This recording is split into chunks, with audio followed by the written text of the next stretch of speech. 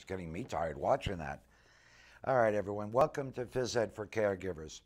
All right, today we want to talk about why is it that you're not getting to your fitness goals? Why is it that you're not continuously exercising on a regular basis? So we kind of wanted to find out what was going on with everyone there, so we asked you a lot of questions. And the top reasons that came back: lack of energy, hectic lifestyle, not motivated, medical or an orthopedic constraint. Before we get into that, let's talk about how life right now is going to get better for you, starting right now. Everyone can include proper fitness into their lifestyle despite any constraint. It doesn't matter what your energy level is. It doesn't matter how low you think that you've become. You can pick it up, and you're going to pick it up with a step-by-step process. Remember, there's an expression: before you learn how to run, you have to learn how to walk. Well, the same with fitness. You need to learn how to make it part of your lifestyle. And there is a process, and I'm here to help you, and so is Caregivers, to educate you and get anyone feeling better. Because the better you feel, the better your loved ones are going to feel, the more productive you're going to be, and anything that you want to do, you can achieve. If you have a plan, you need to have a game plan. And we're going to give you that game plan step by step. And don't forget, everyone can call in with their questions on the number on the screen. And please don't hesitate, especially you guys out there. I know it's not easy for you to pick up the phone sometimes, but I want a lot more male interaction if we can. The gals are great. They're the innovators of the world. We want the men out there to say, you know what, I need some help too. And I want you to feel comfortable and warm that I'm going to address you in a very positive way, which I will. All right, lack of energy. Number one reason. Well, let's take a look at your day. Let's dissect your day. You get up in the morning, you tend to your loved one, then do you eat breakfast? What is it? What you need to do is you need to sit and write down, what are your daily habits? I hear this all the time. Oh, I'm so stressed. Oh, Ed, I'm so stressed out. If I hear that one more time, yeah, you are stressed out, and it's okay to be stressed.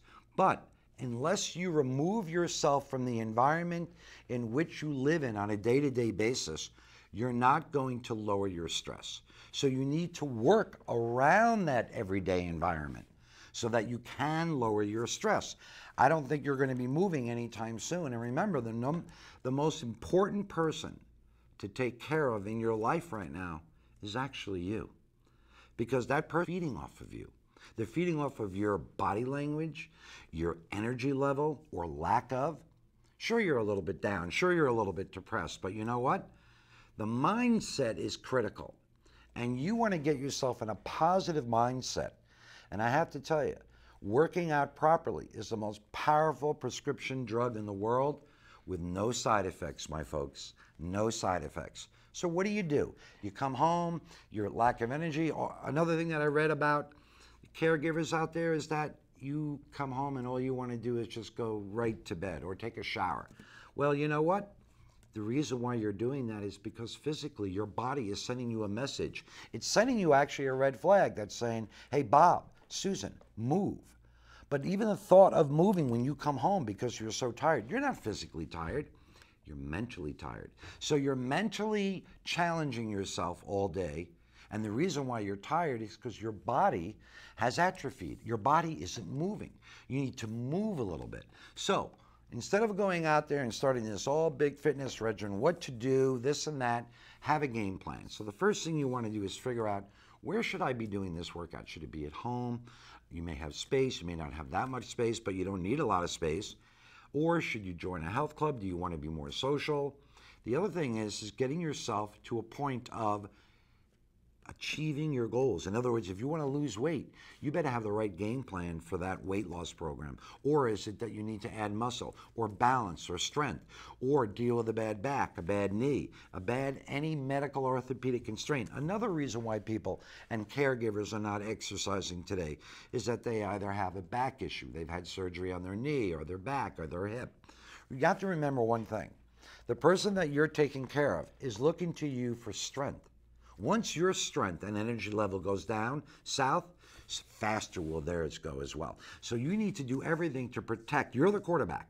You have to protect yourself. What are you doing to protect yourself? The biggest thing you can do is start a formal fitness program. And if you need to ease into it, it's okay. Something is better than nothing. And by the way, the trait, it's a learned trait. Just like it took many years to get out of the trait of exercising and becoming, for lack of a better word, not lazy, not moving, it takes a while to develop good traits. So you didn't all of a sudden just wake up one day and say, I'm not going to be moving.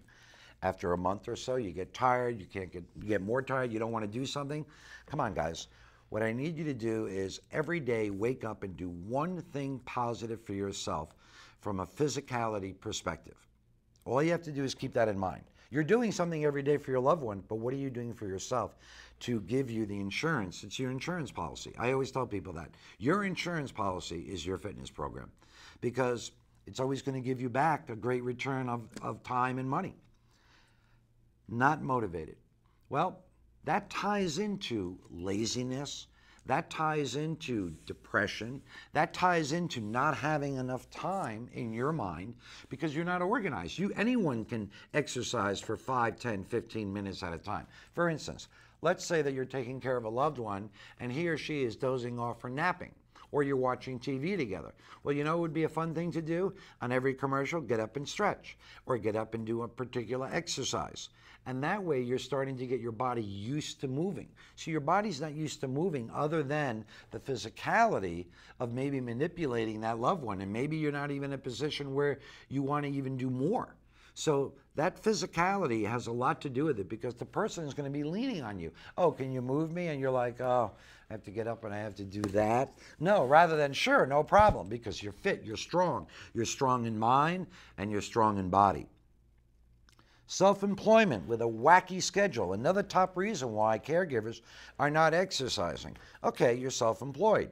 Self-employed, the good thing about being self-employed is that you control what you want to do that day. In other words, you make your own schedule.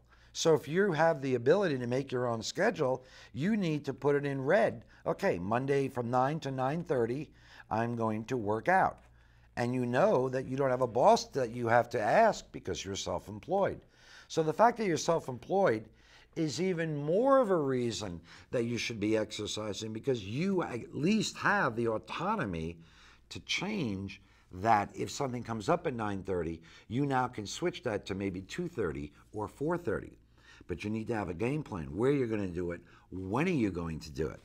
So being self-employed is actually an advantage of being able to fit proper fitness and sensible eating into your hectic lifestyle. Another big reason is you're hearing your hubby's pain, whether it be your wife, whether it be your husband, whether it be your mom, your brother, your sister, you're hearing their pain. That's okay. Well, you're certainly not going to get together with that person after he or she is complaining that they want attention or they need to be physically comforted. You make that happen, and then you can go back and resume to doing what you were doing. So you're not going to be standing there the whole time. If it's a real big medical issue, then you're going to get the proper doctor care. But hearing their pain, that is a positive thing because you are upbeat. You have energy. You want to go and make them comfortable. And if they see that you have energy and they see that you're not as affected, see, it's not just about being fit. Physically, it's about being mentally fit. Because the more physically fit you are, the more mentally fit you're going to be, and things are going to bounce off you more rather than you absorbing it. See, the more you're down, the more you're unfit. Your body absorbs all these bad energies. But if you're fit, your body's going to absorb it, but you're going to have an extra layer of skin where it's not going to get through. So that's important for all you caregivers out there. Not enough sleep.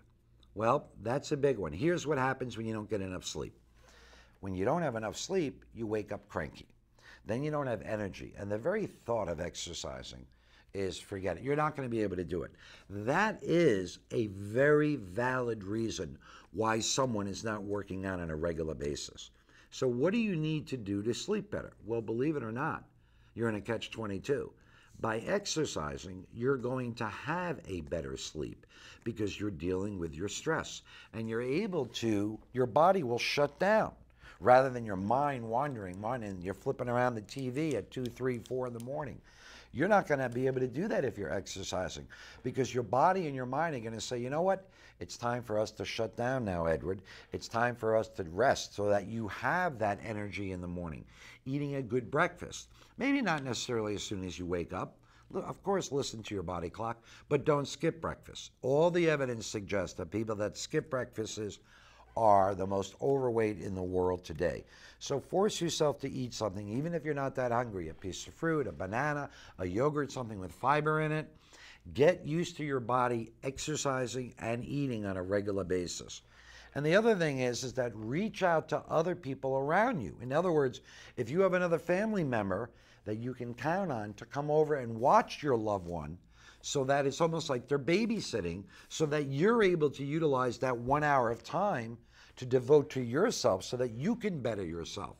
As if you were babysitting, if you were going out to dinner and you had a babysit come over for your own children, that you want to give me time. So you need to be not selfish, but you need to be a little more self-centered and understand that by being more self-centered and taking better care of yourself, you're going to be able to do more for your loved one, not just on a regular basis, but you're going to be able to do it in such a manner that that energy is going to come off to that loved one and everyone's going to be happier. Another reason why people aren't exercising, they're coming home, they're depressed. Well, lack of sleep has a lot to do with why we're depressed.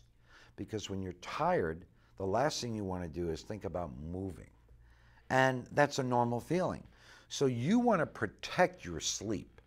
It is the most important thing, other than eating properly, to ensure that you're going to have the energy to be exercising on a regular basis. That sleep is critical. And without sleeping aids too, if you can. By exercising, that's going to be your natural remedy to getting a good night's sleep, because your body's going to say, you know what? You have mentally fatigued, mentally challenged yourself today. You have physically challenged yourself today. You are ready now to lie down and rest. And when you wake up, you may not have the greatest amount of energy, but as the day goes on, because you got that 6, 7, 8 hours of sleep instead of 2 or 3 and interrupted hours, you're going to be able to function on a regular basis. And you're going to have less depression, believe me. Back surgeries, back issues, knee issues, hip flexor, hip replacement. Okay, those are reasons to be exercising, aside from your physical therapy. If you're past your physical therapy, we call that next mode or that next phase exercise therapy, meaning that you're exercising your full body, but you're giving special attention to that hip or to that back. So what happens a lot of time when people come out of surgery, either a bad knee or a bad back or any aspect on their body, once they stop that physical therapy, then they're like, okay, I'm healed, I'm done. No. And that's what happens. And then the weight pours on, especially if it's a lower body extremity injury. You got to get that weight off of you. And you got to be able to get that, because your diet's not going to be great while you're recovering. Because if you had that great motivation to begin with, you wouldn't have gained that 30, 40, or 50 pounds. So you have to accept that. So the only way to get weight off your body is to embrace the fact that regular fitness and sensible eating has to be included in your daily lifestyle. Otherwise, anyone can lose weight short term. Very few people can keep it off. So you have to embrace that. Also, the physical therapy aspect into the exercise therapy is going to not only prevent you or get you to lose some weight, it's also going to really strengthen your body. That injury is not 100% after the physical therapy is done. The purpose of physical therapy is to get you strong enough to be exercising. A lot of people don't realize that. Yes, you want to be functional, but that's the real purpose of physical therapy. How do I get my body to a point where it can go back to what I was doing, or even better? A lot of people get surgeries because they're not active enough, or their quality of life is going to be better. Well, part of that quality of life is the ability to bend down, the ability to garden, the ability to take out your own garbage, the ability to move your loved one whenever he or she needs to be moved, the ability to take that person out for a walk. Wouldn't that be great? So it's all interrelated. It's all intertwined with being fit. So that's important. Now, lastly, what I'd like to discuss is that stress eating. Well, you know what? Stress eating is fine as long as you are picking a snack that's not laden with fat, not laden with calories. And the best thing is fruit at night, popcorn with just a little salt if your doctor allows that, without the butter, and drinking water or iced tea or watering down any kind of fruit drinks because they're highly laden with calories. If your body says eat, you're going to eat. The good thing about exercise is that if you're exercising on a regular basis and doing it properly, your appetite slowly suppresses. A lot of people think, oh my God, I'm working out now, so it allows me the liberty to eat more. No. If you're doing the right type of exercise, i.e. aerobic exercise, is better for suppressing your appetite than weightlifting, which it is, because your body does not require as much fuel to do aerobic exercise as it does weightlifting. That's a wonderful aid to suppress your appetite. And Rome isn't built in a day. If you're eating dessert 7 days a week, you don't need to say, all right, no more desserts. You're not going to do it. You're going to do it for a week or two, and then you're slowly going to go back and cheat and take the cookies and the brownies or whatever you're eating. I'd rather you eat the dessert, but the amount of dessert, 2 cookies is not going to get you fat. But 2 cookies plus 4 cookies plus not doing anything all week, and then week after week, month after month, it adds up. That's why you're gaining weight. So remember, you didn't gain 50 pounds in a month. So slow by slow and making small lifestyle changes and making fitness part of your life is probably the best thing that you can do to looking and feeling your best. Stay tuned for our next PhysEd with Caregivers, because we're going to get into the actual building of a fitness program. Now we've done the constraints, but we're going to be doing lots of things that are coming up with actually putting it all into action. And from time to time, people don't realize, hey, you know what? I don't know if I can do this, Ed. I don't know if my back is good enough or if my neck is good enough. But can you help me? I get lots of questions on a weekly basis, either through our email or the caregivers space. I think it's very important. Throw your questions towards me. Educate yourself as much as you can. And remember, fitness has many components. It's not just about sitting on a bike or walking on a treadmill or doing a sit-up or lifting a weight. It's all having everything combined. Are we going to be doing a question? I think we're going to be doing a question. We have a question coming in right now. Well, we'll wait for that person. I know they're on the phone right now. And let's get the lines clear so that we can have that person come in with a good question, and then we can educate everyone that's watching what you can do. Is that it? We got it? Great.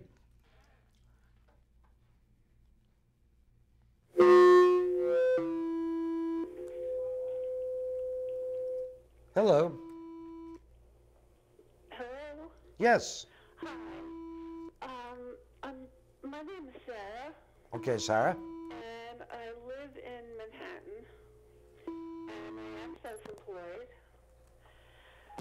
And because I'm pretty much working on demand for my husband, it's very hard to get everything done. I'm an artist. And it just seems as though I'm sitting at the computer taking care of him, and there's no time for anything else because everybody just feels that, well, you've got a computer, you should be able to do anything, and I can just work all day long. I don't have any time.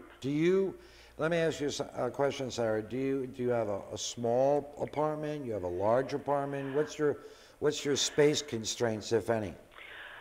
We have a 2-bedroom apartment. It's very cluttered.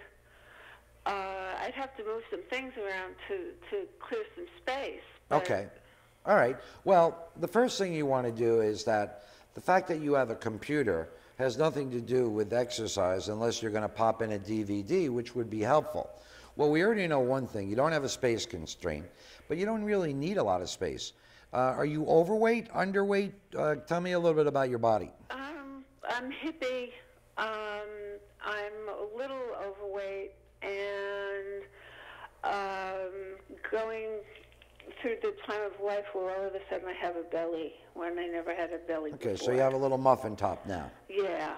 Okay, so that muffin top is due to many reasons. I mean, your age, number one, your metabolism slowing down, perhaps going through menopause, but I've never met a person who does cardio fitness and who has a good diet and good core exercises that has not tremendously improved the way their stomach looks. So the good thing is it can be fixed. It seems to me that you're very unorganized. We already know you're unorganized because you said that you have this 2-bedroom apartment, but yet it's cluttered.